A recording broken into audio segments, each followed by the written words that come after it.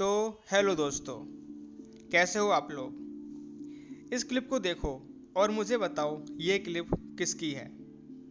मैं आपको बता दूं, ये क्लिप एक ड्रीम की है। जी हाँ, आज हम बात करने वाले हैं ड्रीम के बारे में। आखिरकार क्या होता है ड्रीम, क्यों होता है ड्रीम और कैसा होता है ड्रीम। चलिए स्टार्ट करते हैं।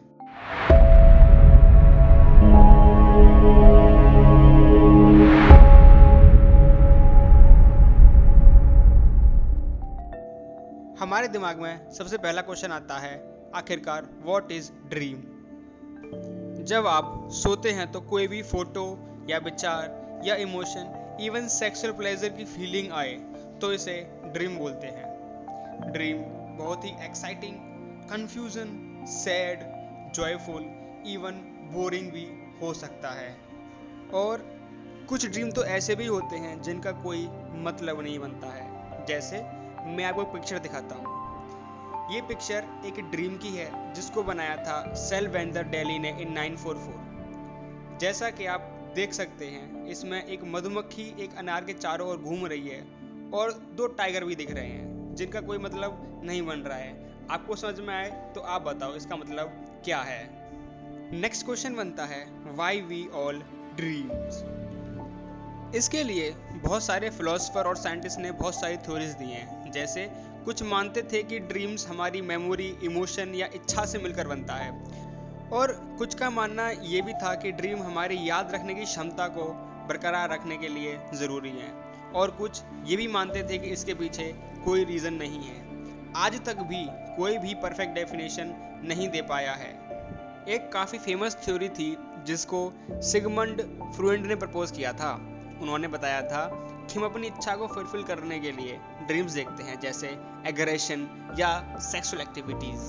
नेक्स्ट क्वेश्चन आता है, what actually happens while we are dreaming. जैसा कि आप देख पा रहे हो, ये इलेक्ट्रिक इम्पल्स है जब हम जागे हुए हैं। थोड़ी देर बाद जब हम सो जाते हैं तो हमारे न्यूरॉन्स रेस्टिंग स्टेट में आने लगते हैं। थोड़ी देर बाद जब न्यूरॉन्स आपस में बात करने लगते हैं और दिमाग में हलचल स्टार्ट हो जाती है तो हम इसे बोलते हैं रैम साइकिल। लेकिन हम इस टाइम भी सोए हुए होते हैं। जब ये रैम साइकिल चल रही होती है तो हमारे ब्रेन का प्रोफ्रंटल पार्ट एक्टिव होता है, बाकी का ब्रेन सोया हुआ होता है।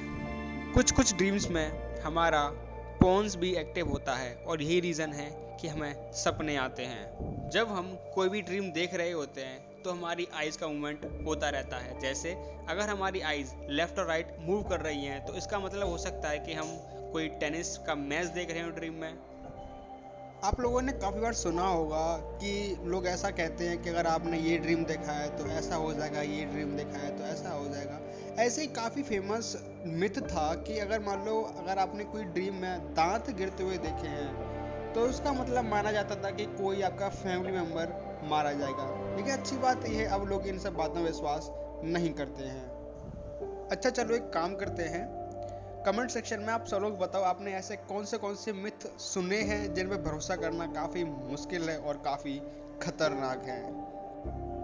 एक साइंटिस्ट थे, उन्होंने अपने स्टूडेंट को एक वीडियो गेम खेलने के लिए बोला, कम से कम 4 घंटे एक दिन में। तो उनके स्टूडेंट जो थे उनको इस गेम के ड्रीम आने लगे।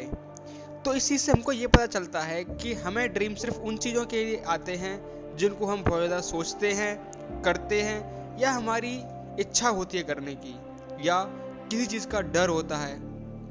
एक स्टडी से ऐसा पता चला है कि एक अडल्ट मैन 67% सपने एक अडल्ट मैन के बारे में देखता है, क्योंकि वो ज़्यादातर उनके बारे में सोचता है।